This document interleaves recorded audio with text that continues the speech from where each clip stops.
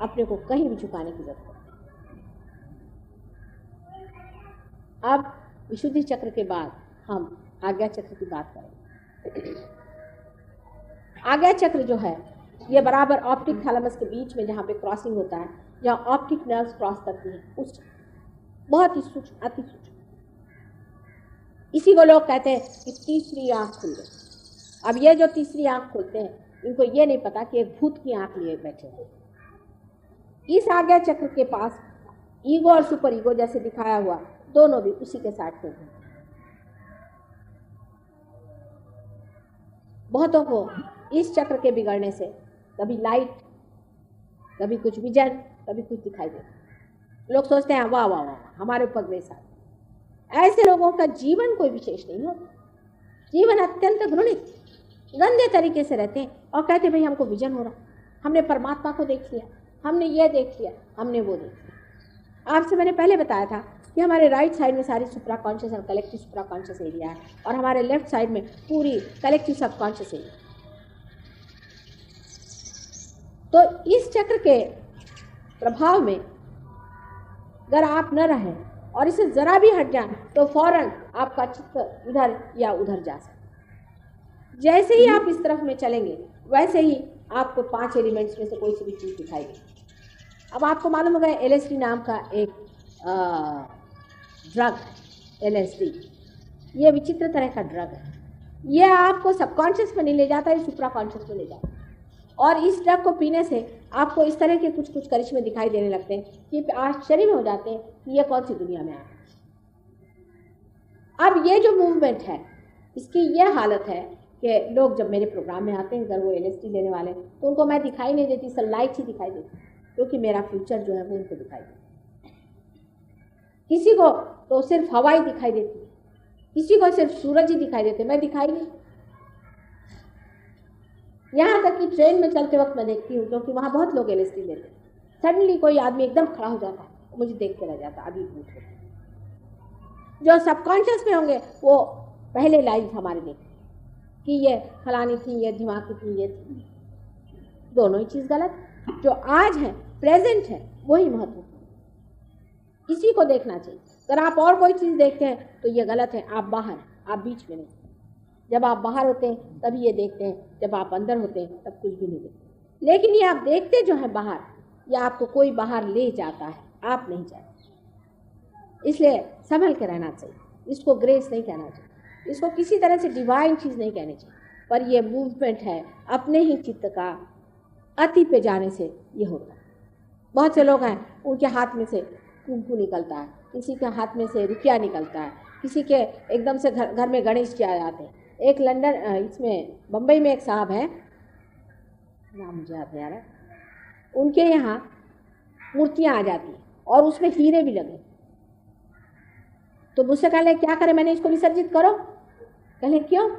मैंने कहा ये सारी मूर्तियाँ कोई लोगों के अतृप्त लोगों की हैं, जिन्होंने इनको पूजा और उनको कुछ नहीं मिला।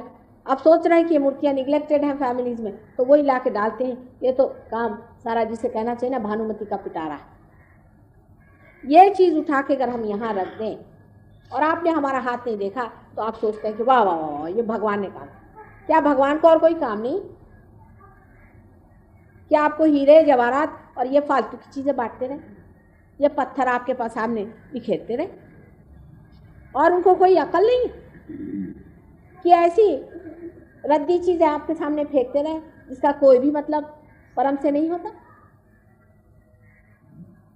या तो दूसरे तरह के लोग होते हैं कि जो कहते हैं सबकॉन्शियस से जिनका संबंध होता है कि उनके बदन में कहले भूत आता है, देवी आती। अब वो आई हूँ शुरू हो गया, कहले में देवी आ गई। देवी के पास लोग गए, उनकी टीका लगा और उनसे पूछते क्या घोड़े का नंबर बताइए। आप सोचिए कि देवी को और कोई धंधा है कि क्या वो घोड़े के नंबर बताएंगे आप? इस तरह से कितना अपमानित परम तत्व को संसार में किया। लोग तो बड़े बड़े ऐसे धतिंगों के पीछे घुमा कर, हमने देखा है वहाँ हमारे नागपुर के पास एक साहब हैं, उनका नाम है गुलाब बाबा। वो महाशय हमारे शिपिंग कॉरपोरेशन में एक पर्सर, उनके पिताजी बड़े शरीफ आदमी थे, वो कुछ काम धाम नहीं करते थे तो उनको पर्सर बना दिया। पर्सर बनाने के बाद में वो जब लौट के वहाँ से आए तो उन्होंने फिर से अपने धंधे शुरू कर दिए। इसी बीच उनके पिताजी की मृत्यु। उन्होंने जाके अपने माँ के जेवर बेचे, बीबी के जेवर बेचे, घर बेच दिया, सब बेच बाच करके गायब। उनकी अम्मा आई, हमसे कहने लगी तो माता जी बताइए वो क्या जीवित है? मैंने कहा जीवित तो खूब है, वो दुष्ट कहाँ मरने वाला है। तो कहने लगे फिर क्या करें, सब चला गया, अब हम कहाँ जाए? हमने कहा देखो कुछ हो सकता है तो करें, तो जगह वगैरह बना ले तुम्हारे लिए। उसके बाद 1 साल बाद आई, कहने लगे कि भाई उन्होंने बहुत सारा रुपया हमको भेज दिया और हमने घर वर फिर से वापस ले लिया है और हम अब आराम से हैं, लेकिन मुझे शंका होती कि लड़का है तो कहाँ है, क्योंकि इसको तो कमाने की अकल नहीं थी। तो मैंने कहा पता करो। उसके दूसरे साल जब हम यहाँ आए तो उन्होंने बताया कि माँ मैंने तो उसके सारे पैसे का तो भैया वापस ले ले, क्योंकि वो तो कुछ नथिंग करा। मैंने कहा क्यों? कहले आजकल गुलाब बाबा बन के नागपुर के पास में। मैंने कहा अच्छा। उनके नाम है असल में छोटू निम्बाल। और आपको आश्चर्य होगा कि बिरला जी के घर की मोटरें भी उनके यहाँ जाती, यही छोटू निम्बाल करके। ऐसे बेवकूफ़ लोग दुनिया में हैं जिसकी कोई हद नहीं। और मैंने उनसे फिर खबर भेजी कि वो उसको बोला कि मैं आ रही हूँ नागपुर तुम्हारे गुलाब बाबा को। तो वो 1 महीना वहाँ से गायब रहे, पता नहीं कहाँ गायब रहे, कोई एक अक्षर भी इसमें झूठ नहीं। और जब लोगों ने जाके बताया कि वो माता जी निर्मला देवी हुई आने वाली, 1 महीना वो नागपुर से गए। और उनके बड़े बड़े लोग, सारे बड़े बड़े लोगों की मोटरें, गाड़ियाँ सब जा रहे हैं, फल जा रहे हैं, चांदी के बर्तन जा रहे हैं, ये जा रहे हैं वो। ये सारे भूतों के प्रकार है, ये हिप्नोसिस है। ये हिप्नोसिस आप पे करके आपको खूब अच्छे से आपका माल टाल और आपकी बीवी बच्चे सबको ठिकाने लगा। ये चीज़ सब आज्ञा चक्र से होता है। बहुत से लोग आज्ञा चक्र को घुमा देते। एक साहब और है, वो रक्त बीज का अवतरण है, रक्त बीज है साक्षात। वो आपके आज्ञा को घुमा देते। आज्ञा पे उंगली डाल दी, कहने लगे कि डिवाइन लाइट आ गई। आपने सोचा बस स्पार्क आ गया, क्या कहने। बाद में वो स्मगलिंग में पकड़े गए, दुनिया भर के धंधे, और आजकल उनके फोटो छप रहे, कोई यानकी बन के घूम रहा। ये रक्त बीज, क्योंकि उसके जितने भी शिष्य मेरे पास आए सबको ल्यूकेमिया की बीमारी, ये इसकी पहचान। आप सोचे कि चक्र को घुमा करके उसने अंदर में ऐसा डेविल डाल दिया कि आप ल्यूकेमिया के शिष्य, ल्यूकेमिया के वो हो। अब इसका चक्कर मैं आपसे बता नहीं सकती कि ये सब होने पर भी, उनके बारे में पेपर में छपने के बाद में भी सब दूर हो गया, तो भी उनके हजारों शिष्य आ गए। क्या मनुष्य का दिमाग है मेरी समझ को। एक से एक महादुष्ट लोग, इनके बारे में सब कुछ छापा गया, सब कुछ बताया गया, लेकिन तो भी लोग उन्हीं के पीछे में जाते। फिर ऐसे लोगों के लिए क्या कहना चाहिए। इस आज्ञा चक्र की पकड़ तभी हो जाती जब हम गलत आदमी के सामने अपना सर झुकाते। किसी को भी अपना आज्ञा चक्र आपको छूने नहीं देना चाहिए जब तक आपको कोई अनुभव ना आ जाए सामूहिक चेतना।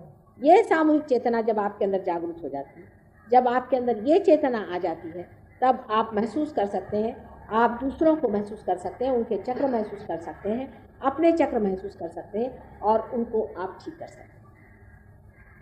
बैठिए, जाना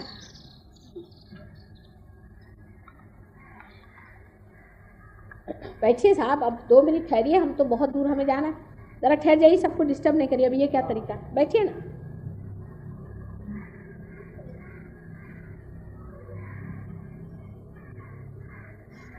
अब जाना भी है तो चुपके से चले जाइए, सबको डिस्टर्ब करने से फायदा। अब ये आज्ञा चक्र के लिए मैंने आपसे इसलिए बताया क्योंकि ये बहुत महत्वपूर्ण है। इस आज्ञा पे हम सिंदूर लगा लेते हैं। सिंदूर क्यों लगाते हैं? पंजाब में आजकल औरतें सिंदूर ही नहीं लगाती, पता नहीं ऐसा रिवाज क्यों बना लिया, और कब से बना लिया ये भी मेरे समझ। सिंदूर से क्या होता है? क्योंकि औरतें मन से ज़रा कमज़ोर होती हैं। सिंदूर लगाने से आपको मालूम है रेड लाइट जो होती है, इससे बहुत बचत हो जाती है। जो लोग कोई देखते हैं इस रेड लाइट को, जो कि इनको कि मैं कहती हूँ स्पिरिट्स वगैरह होते हैं, वो घबराते हैं। वो जानते हैं कि ये माँ का मार्ग है और ये चीज़ सुरक्षित है। बाइबल में तक इसका जिक्र है कि जिनके जो लोग चोजन होंगे उनके माथे पे मार्क, इससे वो जाने जाए। इतना ज़रूरी है सर पे ये मार्क लगाना औरतों के लिए कि इसी से उनकी रक्षा होती है सैतानिक फोर्स। कोई बाइबल में ऐसा लिखा नहीं है कि आप मत लगाइए, उल्टे लिखा है कि ये पहचान है उन लोगों की जो चोजन लोग। अब आपको आश्चर्य होगा कि ये जो चक्र है, इस चक्र पे साक्षात क्राइस्ट विराजते। क्राइस्ट दूसरे तीसरे कोई नहीं, ये श्री गणेश के ही अवतरण। इनको किस तरह से बनाया गया था? इसको अगर आप कभी भी देवी भागवत पढ़ें मार्कंडेय जी का तो आपको पता होगा। ये महाविष्णु के स्वरूप में पहले बनाए गए, फिर इनका डिस्क्रिप्शन दिया गया, वर्णन दिया गया, उसमें बताया गया कि किस तरह सारे संसार के आधार हैं और किस तरह से कृष्ण ने, जो कि इनके पिता, कृष्ण ही क्राइस्ट के पिता है, इसीलिए इनको क्रिस्ट कहते हैं, क्योंकि ये कृष्ण के जैसे कहते हैं सरनेम की तरह से। और यशोदा जी का नाम, अपने यहाँ यशोदा जी को येसु भी कहते हैं, इसलिए इनका नाम येसु इस प्रकार राधा जी ने स्वयं रखा था, और राधा जी ही इनकी माँ। अब झगड़ा किस बात का? क्योंकि कृष्ण ने कहा था कि ये जो प्रणव है, ये जो शक्ति है, ये कभी भी नष्ट नहीं होती, इसलिए उन्होंने इस संसार में अवतरण किया था। और इस अवतरण में उन्होंने ये दिखा दिया उनके पुनरुत्थान में कि जब ये प्रणव साक्षात जन्म लेता है तो ये नष्ट नहीं। बाकी जितनी भी बड़ी बड़ी हस्तियां अवतरण यहाँ आए हैं, उन्होंने शरीर धर्म धारण किया था सिवाय इनके, क्योंकि ये साक्षात प्रणव, गणेश साक्षात प्रणव ओम खुद, जब वो अवतार लेंगे तो वो नष्ट नहीं हो सकते दिखाने के लिए, इसलिए इन्होंने संसार में जन्म लिया था और बड़ी थोड़ी समय के लिए इस संसार में रहकर वो इस संसार से चले। अब ये क्राइस्ट है या नहीं और ये प्रणव है या नहीं, ये श्री गणेश है या नहीं, इसकी पहचान क्या? क्योंकि हम कह रहे हैं इसलिए आप हमारा विश्वास करें। जैसे आपकी कुंडलिनी जागृत हो जाए और आप देखेंगे जब आप दूसरे की कुंडलिनी जागृत करते हैं और अगर यहाँ आकर चक्र रुक जाए तो आप ईसा मसीह ने सिखाई हुई जो लॉर्ड्स प्रेयर है वो कहे, फौरन यही मंत्र यहाँ काम करेगा और कोई नहीं चलेगा। जिस प्रकार मैंने आपसे कहा कि सारे गुरु अपने नाभि चक्र के आसपास गुरु स्थान में बैठे हुए हैं, उनका नाम लिए बगैर ये कुंडलिनी नाभि स्थान से ऊपर उठ करके नहीं छेदती है। उसी प्रकार जब कुंडलिनी आके यहाँ रुक जाती, उन्हीं का नाम लेना।